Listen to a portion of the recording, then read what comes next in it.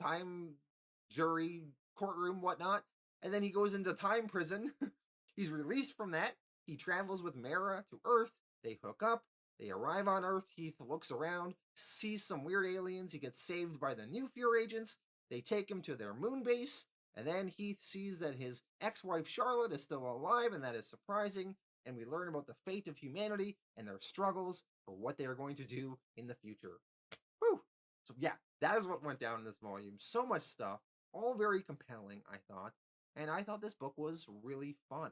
Now, my negatives are that it is getting a little confusing with all of the time travel stuff and the weird alien races and trying to figure all of that out. I'm still enjoying it. I'm still along for the ride, but I wish it was a little bit easier to follow sometimes. And I gotta be honest, this book does get a little bit more complicated in later volumes when they start explaining and giving the answers to things. But still, I thought it was really fun. I'm going to give this one an 8 out of 10. Let me know your thoughts in the comments if you are enjoying it. And I will be back next week with Volume 3. And Volume 3 is really exciting because we are going to see this Anubis conflict. We are going to see that initial invasion of Earth go down. So that is going to be pretty cool. I will see you all next week for that.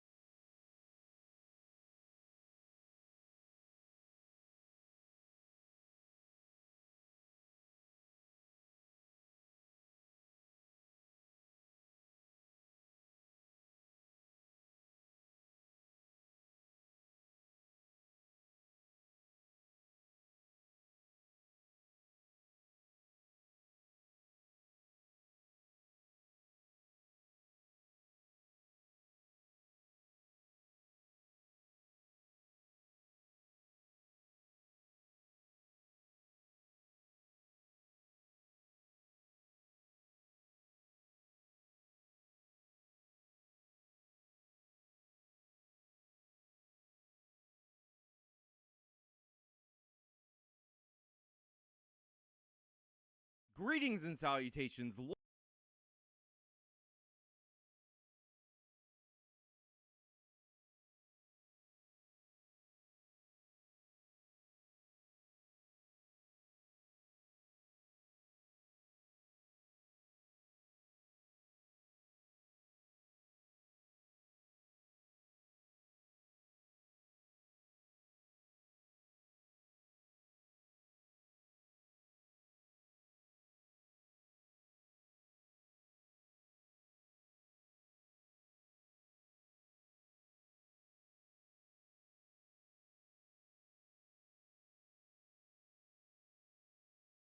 taxes or low taxes party. They're often characterized as the people who get fed up with government and actually demand change. But give credit where credit is due. San Francisco, the liberal hellhole that it is, actually has residents with the balls to go to their city council and demand their tax money back due to the fact that they're not getting what they pay for in public services. When is the last time you saw a conservative town or a conservative city or a group of conservatives do anything of the like? Almost never. And by the way, it is not just the residents in the Tenderloin area, and it's not just them asking for their tax money back. There is actually a plan in place in order to withhold taxes from the city of San Francisco until it cleans up the streets. And by the way, they're on a bit of a streak. I know, again, it's a lefty hellhole, but they did throw out Chesa Boudin in a recall election. So that just kind of goes to show you that even the most lefty place on planet Earth, where Silicon Valley is, has their limits. They will take a stand, and they have the Christmas spirit, hence the Christmas hat, and this being my Christmas story. Chai Say Chow will be celebrating 5 years of plant therapy SF in the Tenderloin next year. Is there anything more San Francisco than the business being described by this local news segment? She just said that this guy is celebrating 5 years, meaning he's been in business for 5 365-day cycles plus 1 leap year of plant-based therapy. The guy is a therapist for plants, and he's in business in one of the most expensive places to operate in the country, serving obviously the rich Silicon Valley types who are so obsessed with their plants that their plants need therapy. This is the guy. This is our champion right here. This is the guy that is carrying the weight of taxation without representation or whatever. This is the modern American revolutionary. And again, he's stepping up where a lot of conservatives are just like, whoa, I gotta pay my taxes, and never have any kind of rebellion like this at all. I'm not going to lead an organization of business owners and landowners in order to threaten the city council. I'm just going to be a softy coward loser and not do anything. Meanwhile, the plant therapy guy is more base than you. The dude who talks to plants, and honestly, I guess he's kind of a badass because he's scamming rich people out of their time and money because they're actually bringing their plants to him for therapy, based on the emotional problems that I'm assuming the plants have developed. But you know what? We're not going to talk about the scam element of this. It's Christmas time. We're just going to talk about how awesome this guy is for trying to get his tax money back, and how awesome the business owners are for actually threatening to withhold their tax money from the city of San Francisco in protest. And I just wanted to bring something, beautiful to the neighborhood. But it's becoming harder to stay in business there. A lot of businesses have closed down. A lot of, the best restaurants have closed down.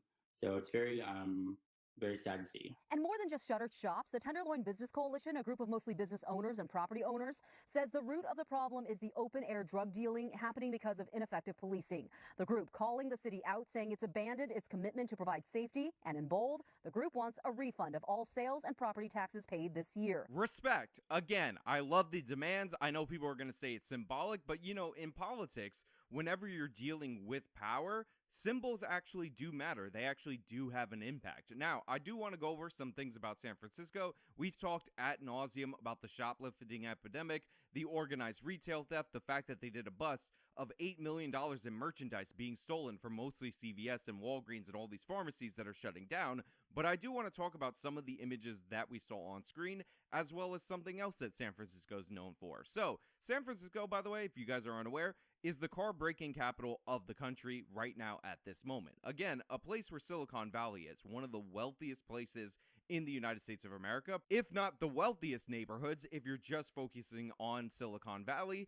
And car break-ins have gotten so bad that a lot of people just open up their trunks because they would rather the people rifle through their car to look for whatever they're going to look for rather than smash their windows. That's how bad it's gotten. Has it come to this? Drivers leaving their back doors wide open to show thieves there's nothing valuable inside. The startling photo was taken in Oakland, California, in a region staggered by a wave of smash-and-grab robberies. There it goes, it just broke in. Florist Parissa Hamat left that black SUV open. I leave my car door open so that there's nothing in my car, and they can see that there's nothing to take. And anecdotally, my cousin actually visited San Francisco, and the person at the rental car desk told them, you definitely have to get the insurance because your window will be broken, and without fail, my cousin's window in his rental car was in fact broken. That's how absurd San Francisco is. That's how insane it is. That rental insurance, which I never recommend purchasing, is actually warranted because they're just letting crime get out of hand. But it goes much further than car break-ins. It goes much further than shoplifting and organized retail theft.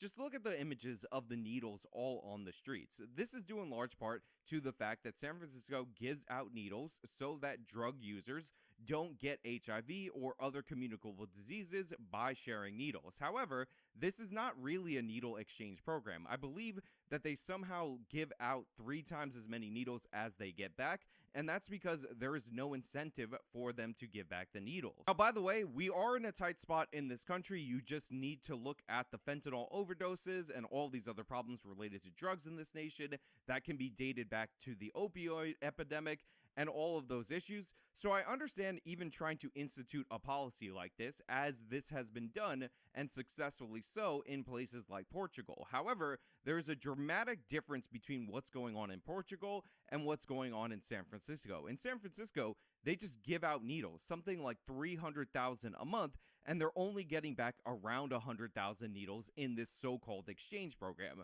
Most of them end up on the street like this, and you could see the children walking by these needles. And if the whole point of this is to stop the spread of communicable diseases, that get transmitted through needle using, then you don't want the needles all over the streets with kids who pick up everything, step on anything, and that could affect people who are not in the drug user demographic. What you need to do is actually copy Portugal if you're going to have one of these programs, which is have an injection site. You bring the drugs there. Obviously, you have medical staff that will offer them treatment, rehab, and all those things. They also have Narcan in case they OD, because what's happening right now is the city of San Francisco is wasting the money of its citizens, of its taxpayers, and creating litter and all kinds of problems on the streets, all in the name of being compassionate to drug users. But in reality, when you just give them the needles and let them inject wherever they want, whatever they want, that's not compassion. That is enabling. So far, 150 have signed the petition, and Chai plans to do so too. Paying those taxes does add up, and I think that a lot of these businesses that have survived the pandemic and survived everything else, now we're just like, just hanging on by a thread. This guy, again, is channeling the founding fathers. This Asian dude with a bit of a lisp and honestly a questionable business, being a plant therapist, is doing more than I've seen random conservatives do across the country. He's joining up with 150 business owners to demand their tax money back. They're saying they've had enough. They're pointing out that it doesn't add up, and I'm all for it, all in support of it. And again, where are the conservatives in this regard? The coalition is also demanding immediate removal of all drug dealers, ongoing and rigorous law enforcement, and a meeting with Mayor London Breed. Again, totally agree, totally on board. This experiment of quasi-legalizing drugs absolutely everywhere is not working. It is not producing better results. It is producing more litter and more problems and more crime in an area that, of course, is known for the wealth, expensive rent, all those other things. And you should not be seeing this. When they pan to the streets of San Francisco, a lot of it looks like a third world country. Everything on the sidewalk does, at least. But you look at the buildings, you look at the structures, and it's like, oh, this is a historic piece of Americana. This is one of our great cities. The Golden Gate Bridge, which brings you to San Francisco, is considered one of the most beautiful bridges in the world. And what do we do with all the natural advantages of this great city? We waste it. We give it over to the addicts, the vagrants, the criminals. It's absurd. It's insane. And I'm totally on board with these business owners, even plant therapy guy, who I find to be very questionable. Her office telling us, in part, Mayor Breed has been clear on our need to end open-air drug dealing in the Tenderloin. The mayor knows this is challenging work, and she's partnering with a district attorney who is focused on bringing prosecutions and supporting the police department to make the arrest. You have Mayor London Breed saying, oh, we definitely share the concern. We're definitely worried about the drug dealing. It's definitely an issue, and I've made a commitment as mayor to partner with the district attorney, support the police in the ending of the open-air drug dealing. But it's a complicated problem. No, it's not. Not at all. Not even a little bit. It is not that complicated. If you want to get rid of open-air drug dealing, what you should do is prosecute the open-air drug dealers to the fullest extent of the law for open-air drug dealing. If you don't want drug dealing absolutely everywhere, then you should at least put some effort into pushing them out of, anywhere in the city. Just say one area. No, you can't do it. And I guarantee you the drug dealers will move. And when the drug dealers move, a lot of the addicts will move. It's all good. It will work. I'm telling you. And again, set up the injection sites. If you want to give needles to these people, and I know a lot of people are against that on its face, but to be clear, I do think there is some value in preventing the spread of certain diseases like HIV and all of that. But if that is your goal, then have the injection sites. No more of this needles end up absolutely everywhere. It's absurd. You got to work on it. And San Francisco just hiring people to deal with the problems of their other policies.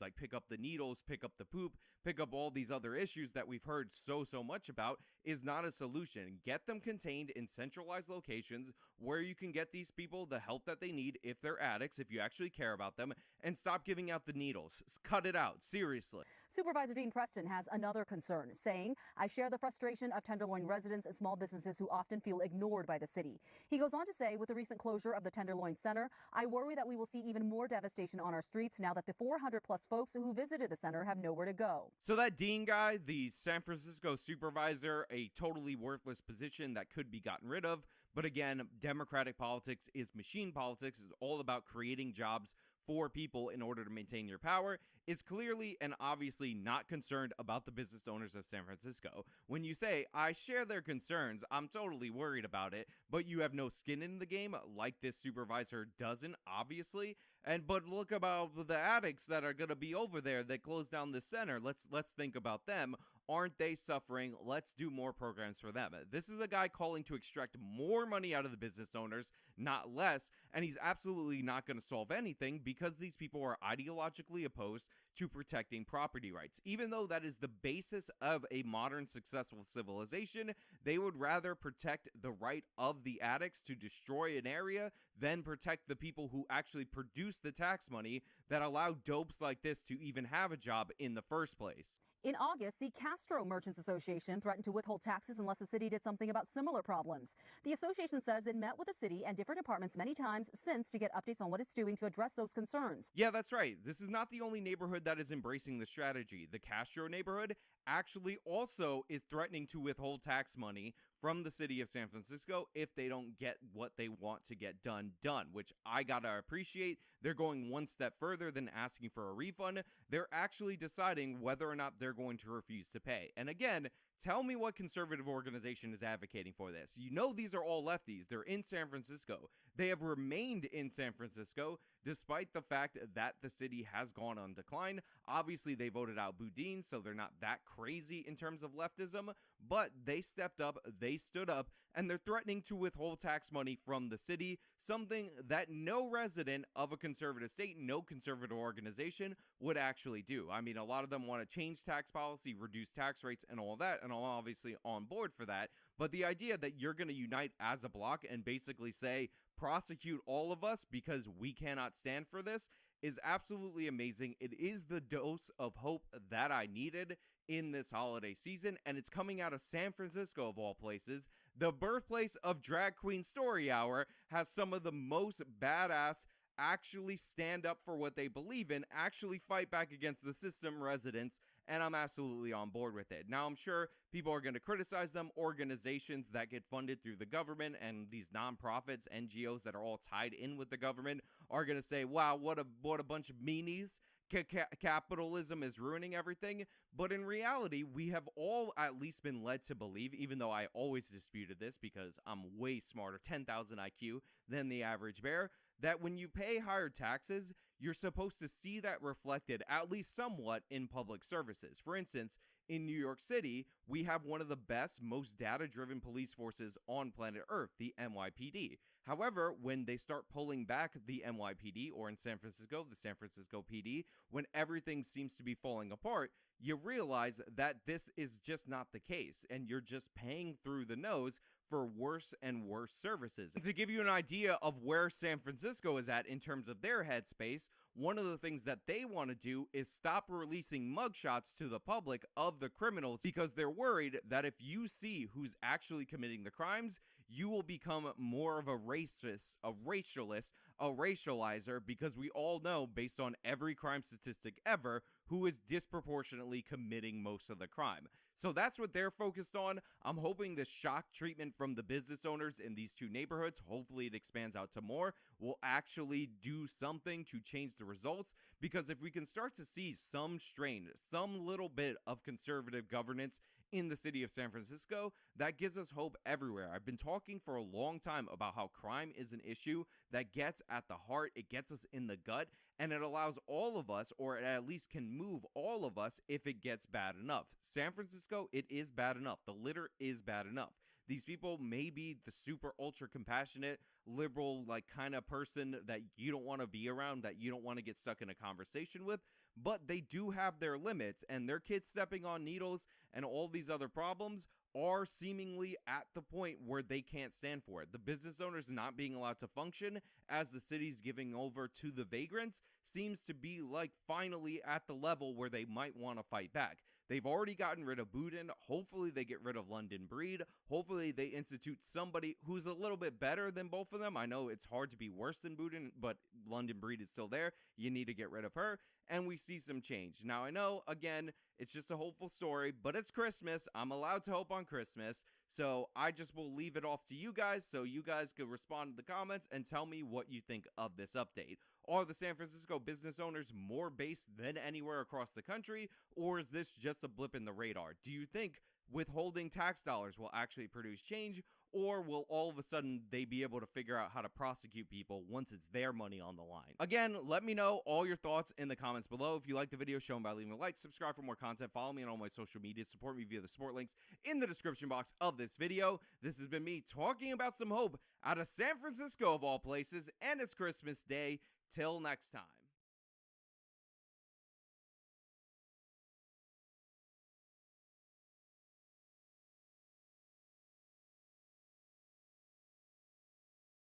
Coming back like a stray cat and you've put a saucer of milk out on the back porch. If you let them know you don't apologize, they immediately leave you alone. So no one asks me for an apology because I've made it clear I don't apologize, and they won't ask Dave Chappelle to apologize. Once you make it clear, then that's that. What do they want you to apologize for? Well, it could be anything you've said regarding any number of issues, cultural, political, whatever. It just, whatever's new. It could be George Floyd, could be January 6th, could be something about the transgender community. I'll give you a couple specifics.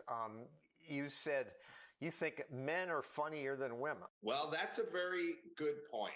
Now, let me explain that one. And let me explain how the media works. I did an interview for one of my books about 13 years ago. And they said at the very end of the interview, who's funnier, men or women? And I said, well, if I have to pick, because I don't like when people give answers where people go, both, it's equal, everything is equal, which would statistically be almost impossible. Men and women are exactly equally funny. So I said, men are funnier, but Sarah Silverman, who I actually did a show with last night, and Kathy Griffin are funnier than any guy who went to my high school. So I would say men overall, it has to do with trying to attract women. It's men will do anything to have sex, and a sense of humor on a man attracts women versus a sense of humor on a woman doesn't attract men in the kind of numbers that we're talking about here. So I said men, but I know many women that are funnier than any guy I grew up with. And then they just made that.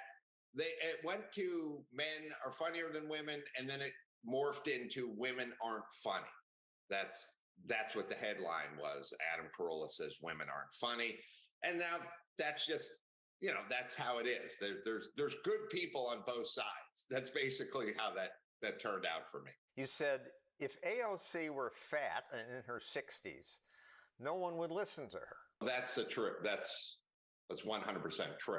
It is. And you get castigated for that. Who are you to judge political issues? You don't know anything. It's very predatory and creepy. He projects his sexism onto others. Mm-hmm. He thinks the only reason I would care is because she's hot. These talk show hosts saying, that's so sexist, but it's just true. And because she speaks well, she doesn't go, like most of the politicians do. Yes, she's skilled and she has an aesthetic and she's young and she's very appealing. And if she was in her 60s and husky and from Minnesota, nobody would listen to a word she ever said because she sounds like an idiot. She says insane things, and she would be labeled as a fat old kook. But she's very pretty and she has beautiful eyes, and people are dumb. and they listen to her. Now, people get angry at me, but I'm simply stating the truth. And it's also the truth as they know it. They know it's true. Otherwise, they wouldn't get so angry. They get angry because they know it's true, not because I know it's true. When they come after you, you say, you don't care. And you really don't care? No, I don't care because I can't control it. I can control what I say. I can't control how they react to what I say. So I can control what I say, and that's all I can control. I don't really have a choice as to what I say. It has to be the truth all the time. That's it. I'm a comedian. It's a sacred oath I took. It's what I do. I used to be a carpenter. I could go back, the day I stopped speaking my mind, I will go back to swinging a hammer. I doubt that will happen, but I'm still stuck on you saying you don't care because I care. But part of it's just habit, because when I worked for NBC and ABC and Fox, if I pissed off the wrong group, I would have been fired. And now I have my own thing, these videos, and I can't be fired. But I still cringe at the thought of being portrayed as a racist or sexist in the general media. And it looks like you don't. It just rolls off you. Well, there's a couple things. One is I care to the extent that if you woke me up on any given morning and said, would you rather Twitter be saying bad things about you or nothing about you? I would always say nothing. Like I'm a human being. I would care. I think what we're talking about, and maybe we can break it down, is there's a personal kind of care and a professional kind of care. The professional kind of care is I'm going to get fired or deplatformed or lose sponsorship or, money will be withheld from me because of something I said. That's a professional kind of care. And then there's a personal kind of care. Hey, people are just out there saying you're a bad person and misinterpreting what you said and so on and so forth. And I have essentially removed myself from the professional caring through, writing my own books and doing my own stand-up and doing my own podcasts and stuff. I make documentaries that are never allowed to get into Sundance, and that hurts me professionally. But, by and large, I'm able to navigate life professionally, so I don't care. Personally, I care, but I think it's a matter of degree. I have a twin boy, girl, son and daughter. They're both 16. My daughter cares a lot more what people think of her than my son does. My son cares to some degree. My daughter cares a lot. And I think that's just built in. And I just happen to be wired not to care as long as I'm right. If I said no one would listen to AOC if she was fat and 60 from Minnesota, if I know I'm 100% right, then I'm done with the process. You will then say whatever you want to say about me regarding that. I've been correct. I've been the person that said the earth is round, and I could have 1,000 people in an auditorium screaming the earth is flat, and I don't care because I happen to be correct. And then what about the person that said the earth is round and everyone around them said it was flat? Should they not say it? Should they care what people think? How would that person navigate life? Well, I heard you talking on your podcast about some of this, and I too have a son and daughter and similar differences. And one thing you're not allowed to say is that men and women are biologically just different and personality-wise different. Yeah. Well, I will. I don't know what the rules are. The rules change every 5 minutes. I think the rules are basically put in place to try to knock guys like us off our game, because you say, Latino, and they go, Latinx, and you go, what happened? What'd I do wrong? Oh, you screwed up. They're just there to screw people up. So I tend not to listen. Just to explain that to the audience who doesn't follow it that closely, this new word, instead of Latina or Latin persons, Latinx, which you're supposed to say, and no Latin person uses it or likes it, but that's the proper term. Yes, this was dreamt up by white women and bequeathed to the Latino community, and they've rejected it, but we don't really care. We'll think for them. It's a very bigoted way to go through life. I ran into this more than 20 years ago when I was on 2020, when this was just beginning, I think, and that I did a documentary called Boys and Girls Are Different. And some of the 2020 producers were outraged by that. And shortly after, I was assigned a story at Brown University where a kid had been suspended for sexual misconduct. And he had had sex with a woman who was intoxicated. And of course, the message now is you can't do that because she's not really consenting. But this woman, when he said consented, she the next morning gave him her phone number. And then weeks later, she accused him of rape. So I went to the campus. I wanted to ask, well, what's the new definition of rape, and have a discussion about it. I'm just trying to educate myself and other people with me. But the Women's Studies Department, hearing I was coming, had labeled me a woman hater for having done this documentary saying we are different. And when I got there, they were screaming, rape is not TV hype. Rape is not TV hype! And I couldn't even ask people over the noise. Can I ask you why you're screaming that? Rape is not TV hype! Come on, everybody, louder! Eventually, one pulled out my mic cord. And it was this new culture that the other side should not be allowed to speak. I believe that they would let the other side speak if they thought they could beat them in a debate. They don't. They know it. It's not about what you're saying is dangerous. It's more like you have points and sides that are indefensible, and you're not going to be able to make your point. And this is something that goes on all the time. You know, I remember I was watching Bill Maher's show a year or so ago. I think Adam Schiff was a guest, and he's a politician. Is kind of he was kind of the tip of the spear of the Russian collusion thing, and now he's the tip of the spear with January 6th. And Bill Maher said, look, you come on our show. I see you on CNN every night. I see you on MSNBC every night. Fine, you're preaching to the choir. Why don't you go on Tucker Carlson or Sean Hannity's show? Go on their show and make your point. Meaning, hey, Dr. Fauci's thing was the only people that are not being vaccinated are these right-wing, Fox-watching Trump supporters. Well, then go on Tucker Carlson, Fauci, and make your point to the people who need to hear your point. Don't go back on to MSNBC where everyone is triple vax. Go make it there. He doesn't go there because he knows he'd get pushback there and he'd probably get beaten up there.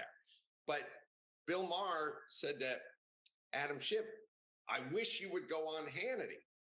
I wish they would let you on Hannity. And he muttered under his breath, he'd been invited many times, but he won't go over there because Hannity would probably destroy him. And then there's this thing where it's like, well, I can't go on there because I won't be treated fairly.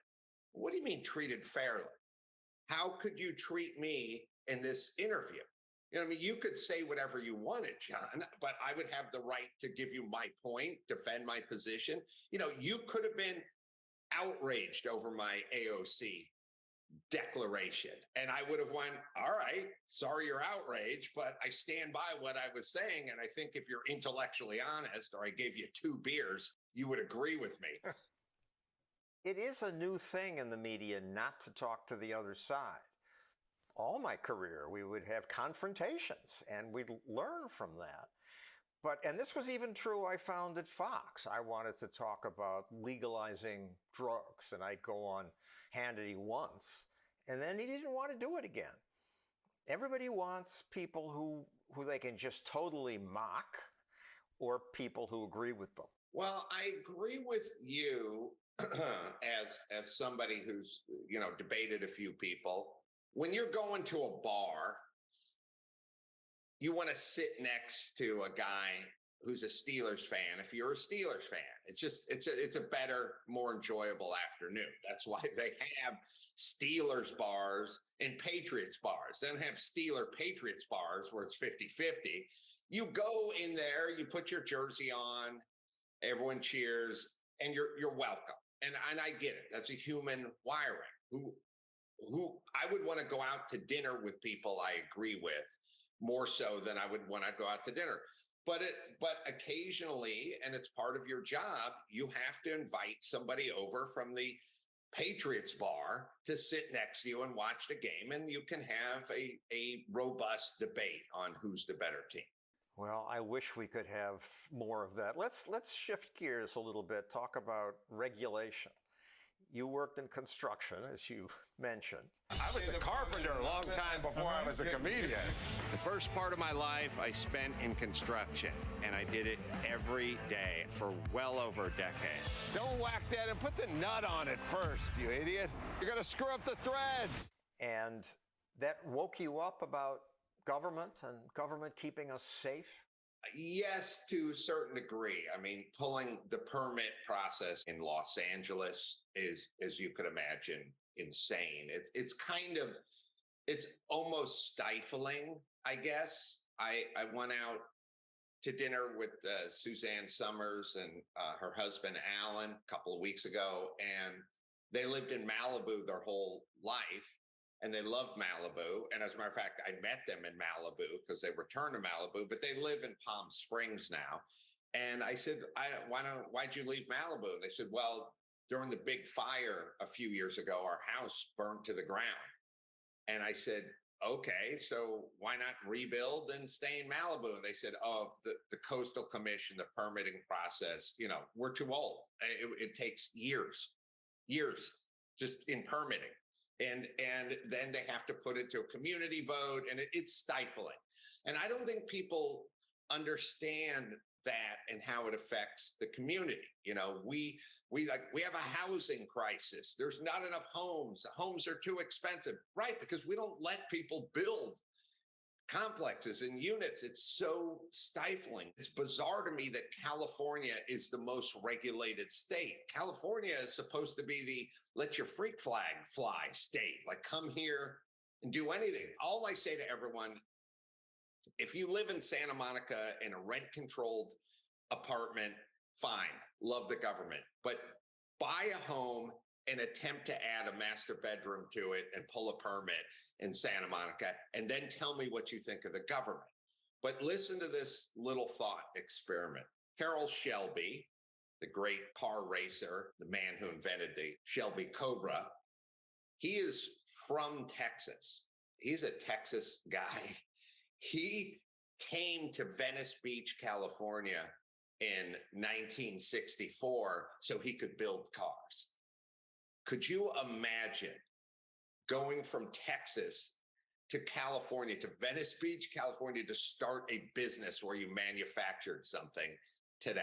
They used to, but no, you're right. Today it goes the other way. And yet people like these rules when you talk about safety rules. And we have a clip from where a regulator from the San Diego County Safety Department says, all the inspections as mandated by the state are for the safety of the public and the livability of these houses. Here's the problem with this as it pertains to California or anywhere else. Yes, there are regulations that make sense. If you I used to do earthquake rehab. There are earthquakes in California. When you pour concrete, it should have rebar in it, probably number 4 or number 5 rebar spread out at such and such intervals. Because when you see these places, Mexico or Haiti or someplace that have an earthquake and you see the whole place is demolished, that's because their concrete was unreinforced. That's because they don't have, shear anchors and tension anchors and all thread and all the stuff we would use, which is fine. I get it. We should have a certain amount. The question is when do you stop? And we never stop. And I'll